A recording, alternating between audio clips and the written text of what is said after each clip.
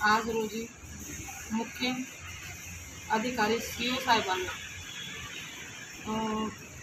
किरण Kuwar madam यांच्या बाबतीत आम्ही चर्चा केली। त्यांच्यावर अनेक प्रकारचे गुन्हे दाखल असताना तरीसुद्धा त्या शिक्षण अधिकारी म्हणून त्या धुळ्यात आहेत, तरी त्यांना तात्काळ त्यांच्यावर शिवसाहेबांनी कारवाई करावी व तात्काळ त्यांना निलंबित करण्यात यावं हीच आमची विनंती आहे।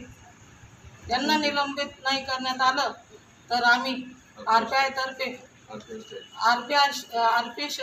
स्टाईलचं आंदोलन करण्यात येईल। आज मुख्य कार्यकारी अधिकारी जे आहेत CO साहेब त्यांना आम्ही भेटलो किरण कुवर यांच्या संदर्भामध्ये, प्राथमिक शिक्षणाधिकारी, आणि त्यांना आज आम्ही पुन्हा अल्टिमेटम दिलेला आहे।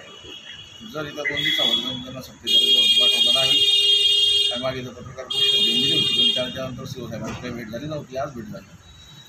2 दिवसानंतर त्यांना सक्तीचं पाठवलं नाही तर आमच्या नयनाबाई दामोदर, आमच्या आरती आहेत, आमच्या करुणाताई आहेत, तर या आमच्या महिला आघाडी जे आहे हे RPI स्टाईलने आंदोलन करणार आणि पुन्हा नाशिक मोखाडा इथली पुनरावृत्ती होईल। आणि जर त्यानंतर अनुचित प्रकार घडला तर त्यास खुद्द मुख्य कार्यकारी अधिकारी, धुळे जिल्हाधिकारी ते जबाबदार राहतील।